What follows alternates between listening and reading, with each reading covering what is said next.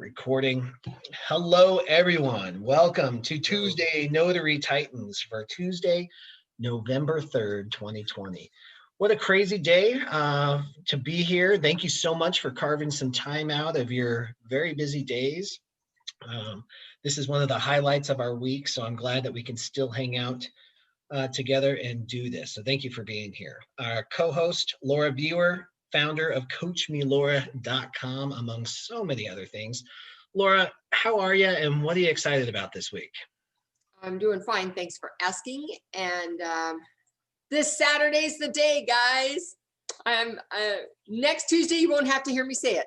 So this Tuesday, though, I'm on countdown, working on all those last details for Saturday's symposium. And I'm really, really excited because I just went through all the different presentations to check what each person is presenting, because I want to make sure you guys walk away with something really implementable and valuable. And so I'm very excited for what they're going to be presenting. So it's going to be a great day for that. And oh my gosh, it pretty much is consuming every moment of my day right now. I'm sure it is. You got your whole team has done amazing. Yeah. What are you excited about, Bill? Well, I'm excited about a lot of things, but guys, this coming same day, Laura's symposium is the launch of our second book as well. Supercharge your notary business with LinkedIn, how to build your brand, get known, and connect with your dream clients using that platform. So I'm super excited. I'd love some support. If you still want to be part of the book preview team, I've got room for you, and we're going to need you this coming Friday because it is happening on Saturday. So if you want to just register with the link I just put in the chat room, there's plenty of room for you. If you like to read, if you like to support, if you like to write reviews, we'd love to have you. And that's co-written with with Sandra Long from LinkedIn for Notaries. You probably might recognize her from my YouTube channel and within the course. So we're real excited about that. LinkedIn was instrumental. You know, I talk a lot about the daily dues that I used and I implemented that boosted my income from making $1,000 a month to making $20,000 a month in this business and deepening my relationships. LinkedIn played a really pivotal role on that. You can learn so much about your dream customers on there, and it's a great connection tool and a pinging or a tickling tool that I talk about. So we're real excited to bring that to you, and we hope that it helps you grow your business. Okay, I know we have tons of questions. Here's how it works. If you're new to the call, welcome. Glad to have you here. Carol is traveling. So she's not going to be here. She's on her way to Texas. They're making the big move from California to Texas. So hopefully she'll be back on track a little later this month or maybe into the year. Real quick too, guys, I'm sorry I got a little distracted. Please don't message me directly on chat. I can't multitask.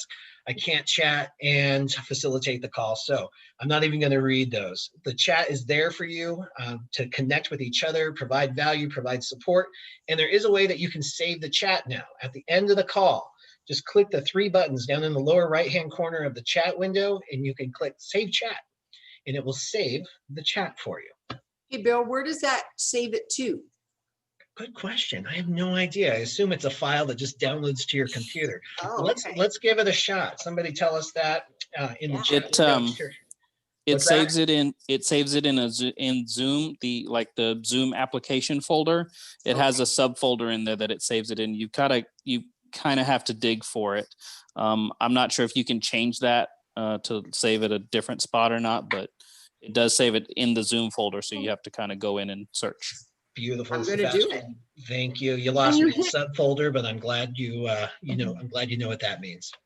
When you hit save, it should open up the folder that it dumped it in for you already. Okay. That's you very can try it now if you want. Yeah, you can try it now. Yeah, you can save as many times as you want. Okay, then just raise your hand if you have a question. To raise your hand real quick, guys, hover over my face with your mouse right now. There's a little toolbar that opens up along the bottom. There is a button that says participants. It opens up a tab of all the participants and your name will be at the top. Just select more and you can raise your hand You might have a version that literally has a hand waving, so you can just wave it that way as well. And we will hopefully get to your question. All right, let's jump in now. Michelle Klempner, I saw your hand up right from the beginning. I'm so glad to see you. Nice. Thank you for being here. Go ahead, unmute, ask your question. Well, tell us what state you're in first. Thank you. Hi. Then ask your question. Can you hear me? Sure can. Okay, awesome. I'm in Florida. Thank you. And I have a question that I hear a lot, and I don't trust the sources that I've been seeing. Answers, they're not consistent at all. So probably maybe for Laura, but here it goes. We're finding that the NNA insurance, the E&O specifically, does not cover signing agents. Is that true? And if it is, can you tell us where you would recommend or point us in the direction of where to find the correct provider? I have 100,000 E&O and it's in all my profiles and everything, but if that's not going to cover me, I want to make sure I get what I need. Yeah, Thanks. absolutely. Laura, would you like to address this? I can address the first half for sure. And the answer is the E&O insurance that the NNA sells is for errors and omissions relating to notarial acts specifically, which of course is 95% of what you're doing. Is if there's a problem, it's probably related to the notarial act. That's why they're having an issue and it's being challenged. So regarding anything, and of course, that's what's the requirement in our industry. It's not required to have signing agent insurance. It's required to have E&O insurance. And especially if you're going to work with title companies directly, that 100,000 mark or more. If you want to have optionally additional insurance, which is more of a general E&O for business owners, I believe there is somebody who markets to signing agents. Bill, could you address that? Because I don't carry that signing agent insurance. Yeah, I don't carry it either, and I it's not part of my normal recommendation. To me, what this is a question of is risk tolerance. So we all have a different risk tolerance, what we are willing to take on and what we aren't. So I have, and I still speak to and teach to, just having a $100,000 E&O from the NNA. What's really valuable and important about that is the tail end coverage that Laura talks about a lot, meaning that it would still cover you, 10 years down the road when you're not a notary anymore, if that ever came up. So that's really important to have that coverage. To have the additional protections for other unusual situations that may come up. And you could talk to a lawyer or a good insurance agent, and they'll tell you all those scary situations. Yeah, of course. That you need that insurance for, right? Okay. And those things do come up and exist. And if you don't have a risk tolerance that can take that on, then you can definitely consider that insurance. Okay. It's not a requirement. You're not going to get more business because of it, and typically. So don't think of it as a marketing tool or strategy or anything like that. It's literally just for your own risk tolerance and protection. And that's what we're doing on a day-to-day basis. I mean, in addition to signing, also general notary work and things like that. So all those acts would be covered. Okay, you answered my question. Thanks, guys. Yeah, you're very welcome. Thanks for bringing it up. Tanya, thanks for being here. Would you like to unmute? Tell us what state you're in and ask your question. Hello, I'm from New Jersey. Hi. Can you hear me? Okay, sorry, I wasn't sure if you can hear me. Yeah, so I have a question. I think you may have answered this. I think I saw it in your training regarding the uniform loan application at 1003. So I came across a video on YouTube and it stated that you don't have to have the top form signed if it's only one borrower. Is that correct? Like if there's no co-borrower, they don't have to sign the top of the first page? So great question, Tanya. This comes up a lot. And so if we wanted to apply logic to the situation, then you would read the paragraph and it literally says, I'm agreeing that this is a joint application, only sign if it is a joint application, or if one of those two check boxes are in that, are checked in that paragraph, then they would have to sign it. However, we run into a challenge when we apply logic to an illogical industry sometimes, and some lenders, regardless of the situation, still will require a borrower to sign that form, even if they are single, and not using the income or assets of another person to qualify for the loan. Okay. So, So as it's a kind of like general lender. as a general rule of thumb, it doesn't hurt to have them sign up there anyway. Because if Okay. the lender doesn't need them to sign it, they'll just print out a blank one and they have it, and it's no big deal. They shred the signed one.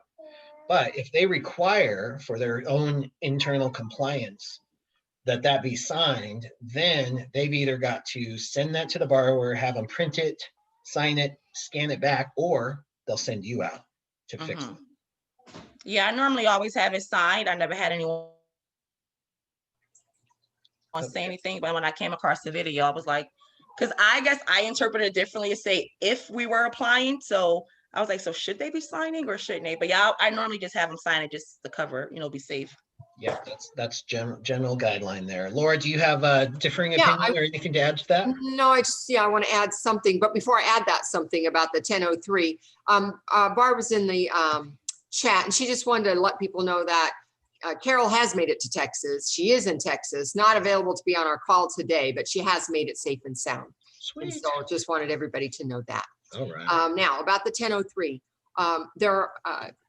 one, I encourage people to be circumspect when they watch videos or hear comments on the forum about when we should be making decisions about doing something or not doing something in a package, because we are not, that person of decision. And the regular practice is that they sign, whether it's one or two, unless we're told or they've marked it out. For instance, AMROC does that. Well, they'll put no signature necessary. Then I know I'm not supposed to collect one. Otherwise, they know I'm going to get one unless they tell me different. So I think it's notaries on the whole are smarter, more savvy, and they're looking for information everywhere about should they do this or that.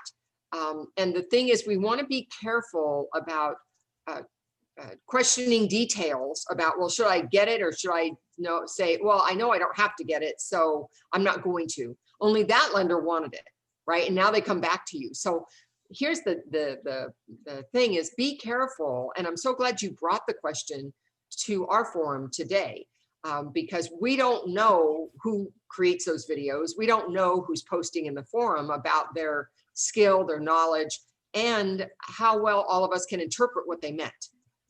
So I just thank you for bringing it to our attention and sharing it. And please take a grain of salt with whatever you see or watch, unless it's coming from a trusted source, meaning you know who it is, you know where it's coming from. So that's what I wanted to add to that. Yeah, I'm very wary about, taking information from everyone. Like I did complete Bill's training. So I'm like, wait a minute, I, don't recall that. So I always have it signed, better safe than sorry. So thank you for answering my question. Welcome. Awesome. Thank you for being here. Guys, in general, anytime you hear someone applying a blanket statement to every situation, if they say every time, that's a red flag, right?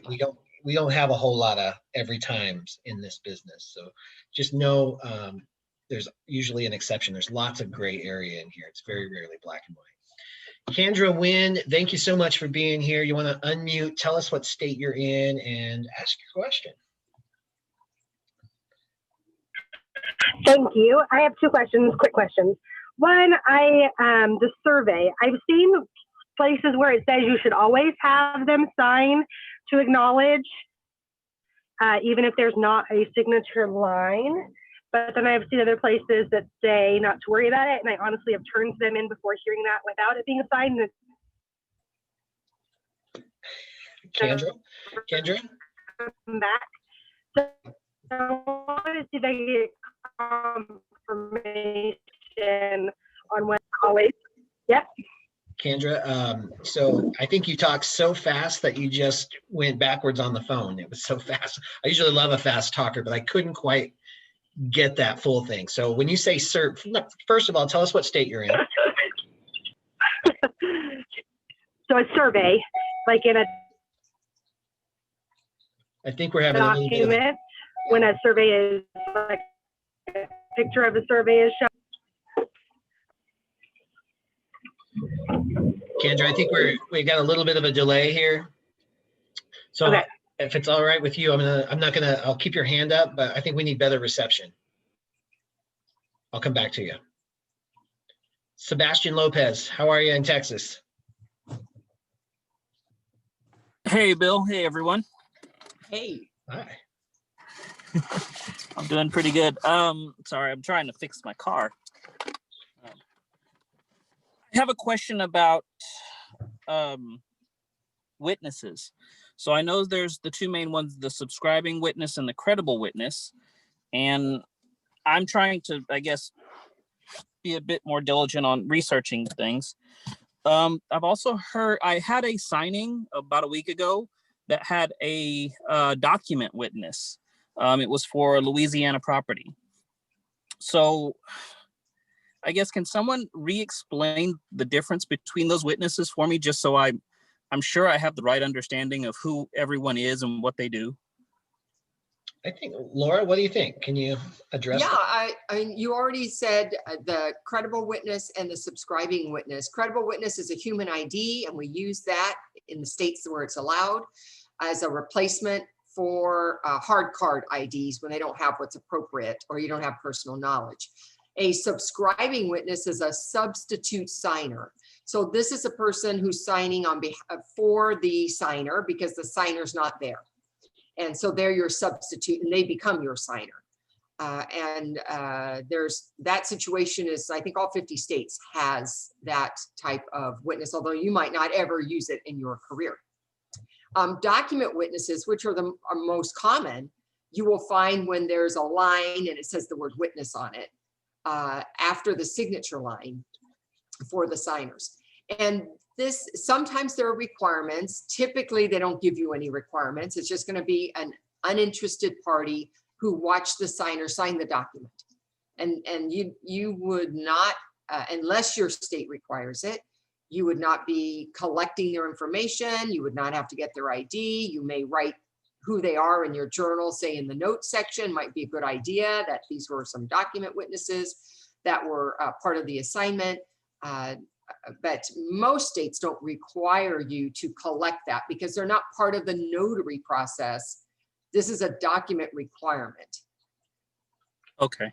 And of course the state has me collect their name and their mailing address, and that's it in Texas. But there you go. So in Texas you have to collect it, but most states you don't have to. Okay. And so when I'm notarizing it, I'm only notarizing the signer's signature, not the witness's signature. They're just there watching him sign, basically, right? That would be true 9 out of 10 times. Okay. Always leave room for that one time. And how would I know that? I might see it in the way they set up the notary certificate where they had multiple blanks for signer and witness A and witness B. So for instance, an attestation clause or a self-proving affidavit, which goes to a last will and testament document, the notary language will have all three places for all three names, the two witnesses, document witnesses, and the signer, for me to notarize all three. But that's not the norm. The norm is you're just notarizing for the signer. Okay, all right. Do you have any more resources on your Laura Biewer Presents going into that, or is that pretty much? One of the videos, I believe, isn't one of the videos? I mean, I do talk about that for last will and testament video. Okay. I don't recall if I've done just a video on witnesses. I don't think we have yet. I haven't. I've been trying to research it, and there's really not a whole lot available for any of it. It's there's very few resources available, and most of them that I found actually go into what lawyers need, not what we as notaries need. That's what we need. Well, yeah. I am working on something for a resource for you guys beyond the LBP that would go into these kinds of areas, a little more deep dive for you, but there isn't anything at the moment. Okay, cool. Thank you very much. Awesome. Thank you, Sebastian. Kendra Wynn, do we want to try again? Do you want to unmute? Start with your state. Take two? Yeah, take two. What state are you in? I'm in Dallas, Texas. All right. And my question kind of goes along with Sebastian's a little bit. Well, I had two. One, so we'll go with Sebastian like area. Today I had to use a credible witness because the signer's ID had expired pre-COVID, so we couldn't use it. And I just wanted to make sure, like when I'm doing my book, you know, I wrote down her name, her address, but then you just make a note saying, you know, how she ties to the signer, correct? Like you just say this was the credible witness, the daughter of the signer. Is that all I need to do, or is there anything else I should do to protect myself? Laura, do you want to speak to Kendra on this for Texas? I think there's a difference between what's required from your state and doing that. That's the minimum required. So what does Texas say that you have to do in the journal? It might say you need to make a journal entry, and that might be the minimum. Everything above that is towards your protection. So it just depends on how much time you have and how much, you know, you want to put into the documentation for that. I look at it as if 3 years from now I get questioned or challenged on this, have I recorded enough information that I could retell the story, that I could recreate the events of who was there and what happened in front of me. Yeah, I like how you talk about good practice versus, you know, just your minimum. So perfect, thank you. And then my other question on the survey was, I've kind of heard mixed where signers should always sign the survey versus it's not necessary. Is there a good common practice for that as well? Or is that depending on your state? Are you talking about the client survey at the end of the package where they rate the lender and those people? No, like the land survey. Oh, the land survey. Okay. So there's probably about a half a dozen documents that fall into that category. It could be the preliminary title report and the survey and the pest control report and some other bill. And there's a whole bunch of stuff they stick in there. And usually I'll see an X with a line that says, just so they saw it. But sometimes they either forget or they don't care. I don't know which one it is, where they don't do that. And now the question becomes, should I go ahead and do that and add signatures when they haven't required it? I'm going to tell you my practice is I collect all signatures requested. I don't tend to collect extra signatures if I'm not directed to collect them. That's just, and that's served me well. I'm not saying that that is the answer, but I'm just saying that's what served me well. Yeah. Before I knew that, I had never done it and I'd never gotten called back to do it. You know what I mean? So it can't be required.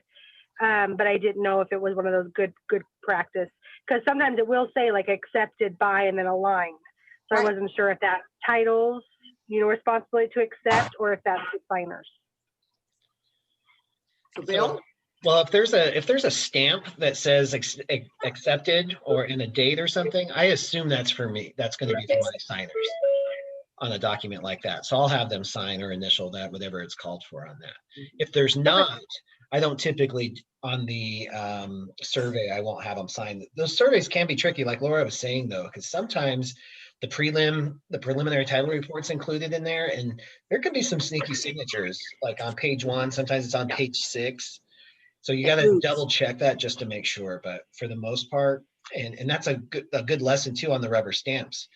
They will say signed and approved or viewed and approved or whatever language they have on those stamps. And that's usually designed because they want the signers to sign off on them just to acknowledge that they've received them.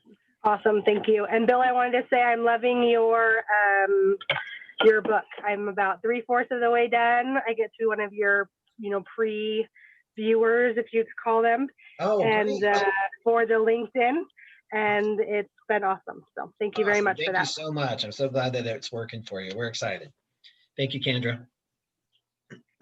All right, Celicia Young-Jones, always a pleasure to see you on here. How's it going in Florida? Hey, everybody. Great. It's actually sunny today. It's like sunny and 72. It's a beautiful, perfect day. It's a San Diego day in Florida. Awesome. I had a Ron question from someone who reached out to me on our website and said, see that you're, a remote online notary, and I've got somebody that, in China needs to do something. And, I was formerly in Pennsylvania, and then, kind of back and forth 2 or 3 times. And are you in Pennsylvania? I said, no, I'm in Florida. And well, I think you have to be in Pennsylvania to perform a RON. And so I said, no, I'm not in Pennsylvania. And I attached a copy of, and I just went on the Secretary of State website for Pennsylvania and forwarded that to her. And the last paragraph says, you know, because I don't even know how we're going to educate people. A Pennsylvania customer may seek out a notary in another state who is legally able to remotely notarize for a person in another state, in the opinion of the Pennsylvania Department of State, that a document lawfully notarized pursuant to the state law is authorized to be relied upon and may be fully recorded, utilized, and filed as long as the end user accepts that document and has the technology to record, file, use, etc. Yeah. How can we stop this pushback, even from other notaries? How can we educate people? Well, I think that's a really great question. I'd love to hear Laura's feedback on this too, but I think this is part of the challenge that we have right now, and also part of the opportunity. And this is why, while Ron is starting to gain some steam, especially during COVID, I think we have a long way to go before it's completely adopted. Number one, by city, county governments, corporations, and the consumers in general. There is, I think, you know, we could probably go and find examples of technology, from the ballpoint pen to computers to cell phones, and trace where the tipping point finally happens, like how they did it. And that would give you a really good idea of the challenge that we're up against. There's going to be some education, there's going to be adoption processes, there's going to be enough people get to that point, to that tipping point, when it finally just becomes mainstream. But I can't see that happening in the next even 5 years. There's just so many people who are resistant to it. They think it's a scam anyway. They're just not bought into it. Number one, look how many people don't even know just about a normal notary and loan signing agent. Then you throw this online factor on it, that's just a whole other level. So I think we've got a long way to go, but doing exactly what you did, educating one person at a time, eventually we'll get there, I think. Laura, what do you think on this? I agree with you, Bill. And I do think that for right now, you know, I'm educating one notary at a time, and I'm educating one member of the public at a time with every assignment. And I mean, what else can we do? Yeah. I mean, the reason, but even today in 2020, the reason that you have to have two witnesses for things goes all the way back to Abrahamic law, from Judaic law from 5,000 years ago, because unless you had two witnesses, it didn't happen. Wow. That's what we're up against. That's how it is. It is what it is. Yeah. I love a great question, Celicia, but I love that you even dove in. I mean, talk about being a MacGyver notary. Dive in and check the Pennsylvania state law for her while you're in Florida. But I didn't know. I mean, the lady might have been right. Yeah, I love that. Dive in and figure it out. Like, Yeah. Go straight to the horse's mouth on this stuff. Mhm. Love it. Thank you very much, Celicia. Tam in Oregon, how's it going? I guess we know where you're at. What kind of question do you have? You got to unmute first. Sorry, Tam. Hi, good Hi. morning again, or afternoon. I have two quick questions, but the person isn't here that probably would answer it best. I'm expanding our company with two family members, one my husband and my daughter. So I wanted anybody's input on that, but also those who do the RON platforms. What is the minimum internet that you would recommend? Great questions, Tam. So I'm going to let the internet speed questions go in the chat window. Yeah. Because I have no idea what a gig or a MIG or a jig is. And Okay. then for the growing your business, tell me a little more about that. What do you mean? So you're bringing in your husband and My daughter. your daughter, and they're becoming yes. notaries, and you're going to form a team or a business together. Is that right? Yes, exactly. First, I want to say thank you for some of this. I watched some of your YouTube videos, Bill, and saw how you expanded, made recommendations to expand services. But Oregon just recently allowed RON here, Ron's here. Yeah. And so what we're doing is we offer multiple languages in our family. Great. So we're going to be concentrating on the languages, offering those to the different communities, as well as Ron and mobile, not just mobile GNW, but also signing agents. I love it. Sounds like an awesome plan. Yeah. What do you need help specifically with? Are you thinking marketing or setup and structure or what? Well, the good thing is because we're Indigenous Americans, we actually are getting some help through the local Native organization. But I'm just wondering, for those who work with as a family, as a team, how do they do it? How do you work together? Just some input and advice, because I feel we all work together and this could be successful. Again, because we kind of have a niche with the languages and stuff going on. Yeah. So any advice or recommendations is important, please. You bet. So Tam, I'll speak to that really quickly too, because I did this. I brought my mom in. I brought lots of close friends in on my team. So the first thing you want to do is get some buy-in from the people that are interested in doing this, meaning give them some action steps and make sure that they follow through. Don't do everything for them. I learned that the hard way. When you do everything for people, you give them everything for free, they don't have the investment in it, and they will not be as engaged or enthusiastic or passionate about it. So set up little tests. Say, hey, if you're interested, go get your notary commission and then come back to me and see who comes back to you. The people who are really into it, they'll come right back to you. They'll get right on top of it. That would be my first piece of advice. The second one is to decide what kind of business model you really want to grow. So if you want to be a signing company, kind of start figuring that out now. So your company is going to charge a certain fee, and then you've got to pay a notary a certain fee. So kind of start figuring that part out.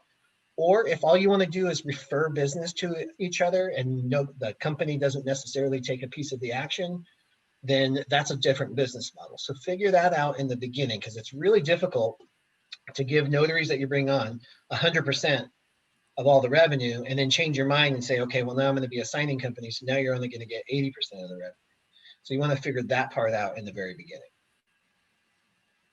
Okay. Then I would also say, communicate, and set up healthy boundaries. Okay. Yeah, my husband on his own got his notary. The same thing with my daughter. So we communicate together, we work together. I'm gonna personally do the Ron platform type things, the online things, and they will expand, and in person for myself, but they'll be doing the mobile portions. Congratulations. This is a great, when you have built-in people that you can trust right away, you have a huge advantage. And it sounds like it already brings you joy. And I would imagine that's why your husband and your daughter are joining, because they can see the possibilities here. Laura, do you have any other suggestions for working with family and growing this thing? No, my daughter-in-law works with me, Awesome. actually. And so I send work over to her that I can't take care of, but I'm doing it in a referral way. So it's all her work. It's all her job. I have no intention of becoming a signing service and managing other notaries. I like just passing on the work and saying, it's yours, baby, take care of it. But I will say that anytime somebody works with you, whether they're family or friend, is be sure that you're confident about their competence level, because they're an extension of you when you're sending them out there, no matter how the payment schedule is. So I made sure that I personally trained my daughter-in-law and that she went with me on some assignments, and I talked about business strategies with her on how to make decisions about when you're going to charge and when you're not going to charge, and how you're going to do this, so that I felt confident that I could say, please go take care of this client. Mhm. Okay, real quick, if I can ask one more question. That is, I'm not too worried regarding my husband, but for my daughter especially. Bill, you mentioned, like 80%, 20, you use that figure. Is that, because I want to be fair with my daughter, but because we're doing the website and everything, is 20% or 25% acceptable to cover my costs, but still be fair to them? You're the only one that can decide that. You can see, sometimes it's 50-50, but I wouldn't get into the percentages necessarily in your head. Like that was just a random number, but you want to choose something that's fair. Like I'm a big proponent of taking care of people on the front end, paying them what they're worth, and then they stay longer, and they stay more engaged and excited. Okay. But then, there's a certain reality too. It just depends on how you want to structure it. Maybe you chip in $10 per appointment to a slush fund and you use that to run the business. Maybe it's got a little more structure to it. You can play with it. And the cool thing is it's your business, so you can do whatever works for you guys. But the last piece of advice I'll leave you with is always think of the big picture. Remember that you're going to have to scale. And do that in pricing. So anytime, like if you're a new notary and you're just watching this, and this is for everybody, Tam, a lot of the inclination is to say, oh, well, they're used to paying 150. I'm just going to come in and only charge 75 and I'll get all the business. You want to avoid that because that's not scalable. You will get all the business and then you're going to have to hire people, and you can't hire people at $75. You're going to end up paying them $60, $50, or $40. And then you're a lowballing signing company that everybody complains about. So you want to avoid that. Always think big picture. Set yourself up bigger than you might actually be so you can grow into it and not destroy it. Yeah. All right. All right. Thank you so much. I appreciate the time. Yeah, thanks for being here, Tam. And if there's anything I can do one-on-one, if you want to set up a personal call, please feel free to hit me up. I'll drop my cell phone number in the window. Okay. I think I actually did, but I didn't get a response. Okay. I'll get your number and text you afterwards. Thank you. And Laura, thank you. I appreciate the time and advice you both give. Appreciate it. My pleasure. Thanks for being here. Paula Klein, thanks for being here. You want to unmute? Tell us what state you're in and what's your question? Hey, everybody. I'm Paula. I'm in California. I haven't been here in quite a while because I want to say thank you to you guys. I've been trying to transition out of doing mortgage, and I did everything you guys told me, and I've gotten very busy. So I want to thank you guys for all of that. Now, before I ask my question, as somebody in the mortgage industry, I will tell you, every lender I've ever worked for wants the 1003 signed, whether it's a signer or a co-signer, they want them signed. So when I've gone out, I just make sure everybody's signed. They don't want it signed, figure it out on your own. Awesome. Good. Now my question, I got a call and I'm not quite sure how to handle this. It's general notary work, and the gentleman asked me to meet him. He was doing a translation of a marriage certificate from French into English. When I met the gentleman, it wasn't his marriage certificate, it was his father-in-law's. So there was a thing saying that John Doe married Mary Smith, all in French with a translation into English, and they want to have this done. Can I do this? How do I do it? And what forms do I use? Wow, interesting situation. Laura, what do you think? Well, yeah, so somebody can be a translator for somebody else's document. And there is a translator statement that you would use to notarize the translator's signature. And if you Google that, translator's affidavit, there's a paragraph about, I'm so-and-so, and, I've translated this to the best of my knowledge, still blah, blah, blah, blah, and they sign it. Right. So he had that. Okay. So what do I notarize? You're notarizing the person who did the translation. It's their signature. So do I do an acknowledgement that this gentleman was this man who did the translation? So it's not your decision about what the right notarial act is, although typically what I see is a juror act with it. that they are swearing or affirming this statement. It's an affidavit. In California, when I see the word affidavit and there's no direction for me, I'm free to use a jurat because of the word affidavit. Okay. Just, what state are you in, Paula? I didn't catch California. it. California. So there you go. And I've seen when I've Googled it, I've seen versions of this statement with a jurat as well. Thank you. Because I'm going, I don't know. Last question. Are you doing something, Laura? Because I haven't been here. If there's something going on Saturday, I don't want to be like a pain, but what is it? And yeah, so Notary Symposium is happening Saturday.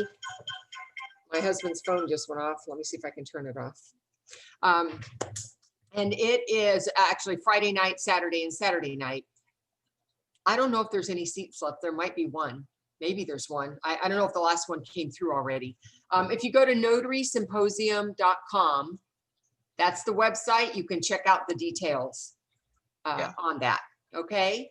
Awesome. Thanks, Paula. Welcome back. Geraldine, also from California. You want to unmute and ask your question?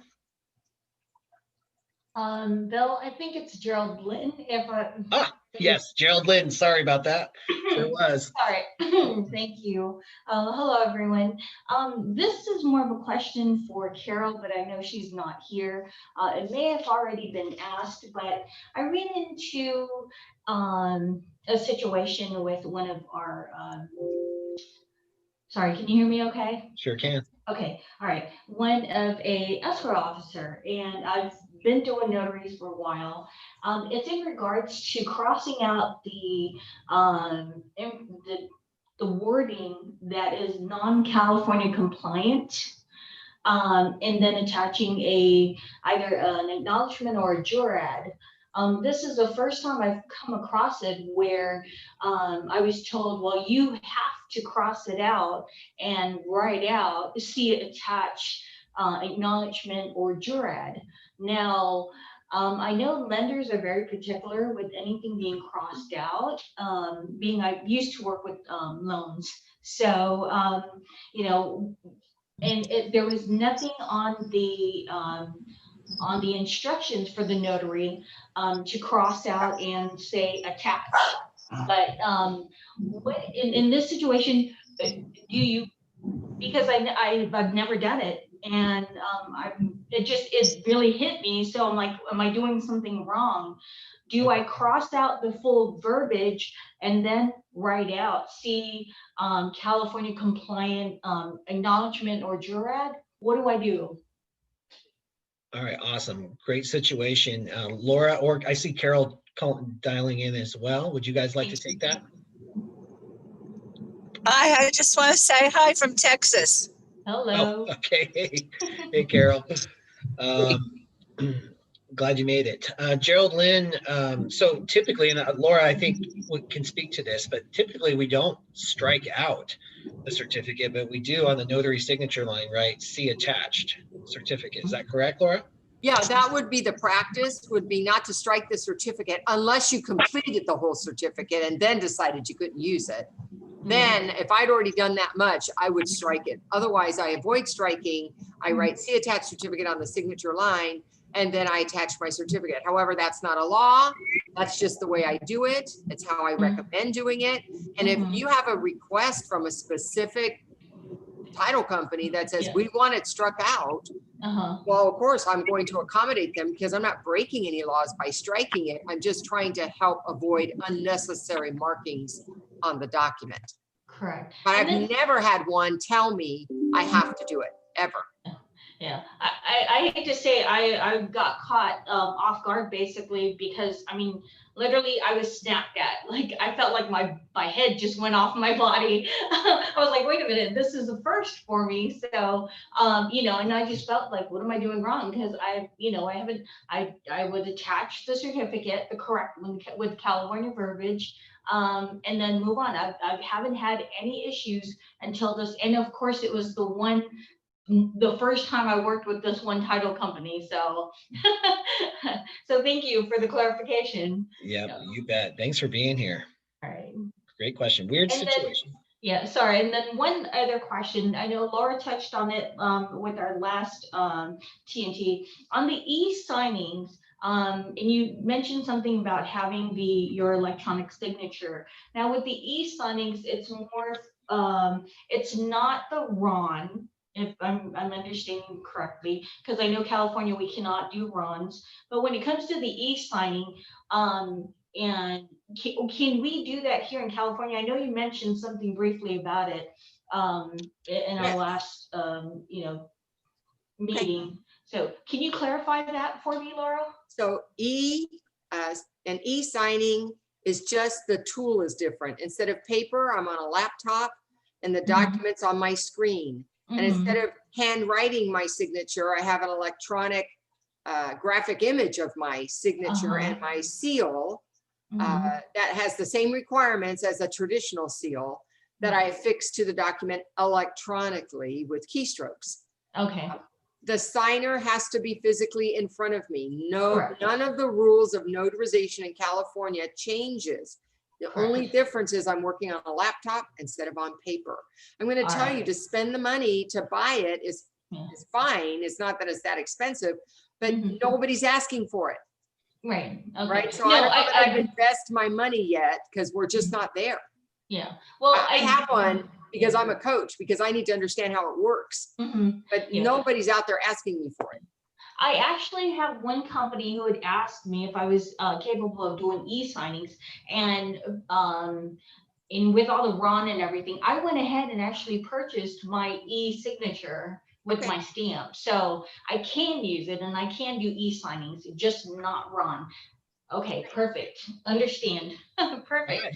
Thank you so much for the clarification. You're welcome. All right. All right. All right. Bye-bye, Jodlyn. Thank you. Nadia, thank you for being here. You want to unmute? Tell us what state you're in and then ask your question. Hi, everyone. I'm in California. I'm on my way to my other notarization. So I have a question. Sometimes the docs come back and for whatever reason, and they want you to notarize them again, but they want you to notarize it for that date. But I've already notarized it. What do you do in that situation? What state are you in, Nadia? California. Okay. Laura, what did you say to the sorry, no can do. Yeah. No can do. Yeah. That's it. I'm not allowed to re-notarize something with the previous date. It will now become the new date if they want me to do it again. Yeah, that's what I thought. There's not every state is that particular and specific, but California is, right, Laura? Yes, California is. There might be about a dozen states that will give some direction about what you can correct or how to go about correcting it. And then there's like another, maybe 40 states that don't really address it at all. So then there's a good practice recommendation about if you're going to do it, here's how you should do it, and notate it in your journal what happened. And then you've got 2 states that are a big fat no way, don't do it. That's it. Right. Okay. You're doing a signing and you're doing at least 10 to 12 notarizations. And I notarize every signature. That's how I don't know how to. So basically you're going to have to go and do it any other way. Nadia, so you're going to re-meet with the signer and re-notarize all 10 or 12 if all the documents are bad. Okay.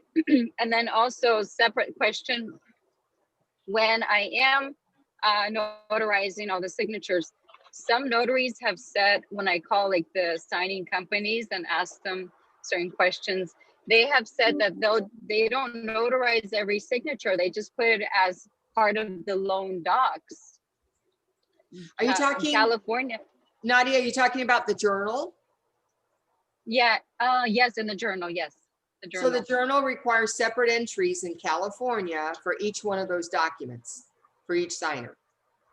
That's what I thought. So every signature you do, if there's 2 signatures on the compliance agreement, you do both. That's right. That's how, okay. Do I need to put the address every time of the signer, or? So the name and address is not a requirement in California. Only the signature line is the requirement. And type of ID and type of notarial. Yeah, all of the things you see in your journal are required except for the address where you're at, the name and address of the signer, and this is California, guys, it's different for other states, and the date of the document is not required. Okay, do I have to state on every line that like sufficient evidence of identity was provided, or not really? You need to record the four elements that are required by law to be on there, right? Name of ID, type of agency, serial number, and expiration date. Right, but I don't have to enter in the additional information that they provided satisfactory evidence. Depends on what your journal is. You are required in California to identify what type of satisfactory evidence. If you use an NNA journal, there are 3 little boxes. One says personal knowledge. We don't use that. One says ID cards, and the third one says credible witness. So when you mark one of those boxes, you're identifying the type of satisfactory evidence. If you're using a different style journal, then I don't know how you do it. I'd have to see the journal. Oh, okay, gotcha. But there's 2 pieces. One is what kind of satisfactory evidence. The other one is the specifics of the satisfactory evidence. Okay, gotcha. Okay, I know I have more questions I don't remember at the top of my head, so next Tuesday I'll save it. Thank you, guys. All right, thank you, Nadia. Okay. Kimberly Nunnally, so glad to see you here. You want to unmute? Tell us what state you're in and what's your question? Hi, yes, I'm back. I am in the state of Georgia, which is an attorney state. So I had just a couple questions around that. Do I need a formal class, since I've been told, and based on everything I read, that an attorney has to be present? So my loan signing opportunities might be a little different. And does the attorney need to be present?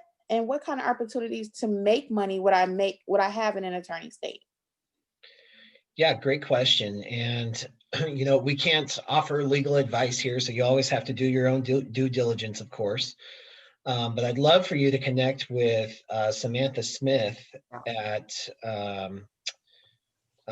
in Georgia, the Georgia Notary Network. I think she's, forgive me, Samantha, if that's not it, but I can connect you. Kimberly, if you use my cell phone number, shoot me a text.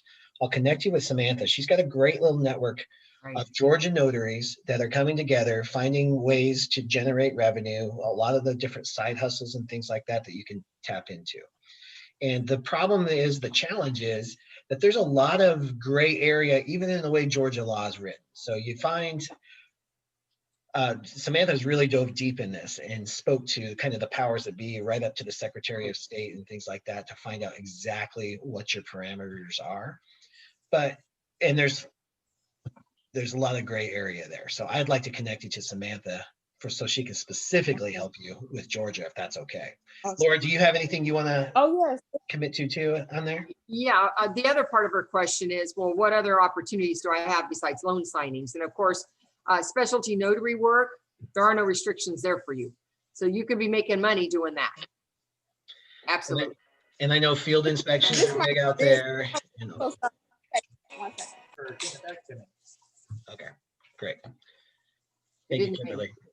I got that money calling. Diane, it's great to see you. How's life in Pennsylvania? Going great, thank you. So my question for today is, I actually got a signing assigned to me, and I live on the eastern side of Pennsylvania, like 2 miles from New Jersey.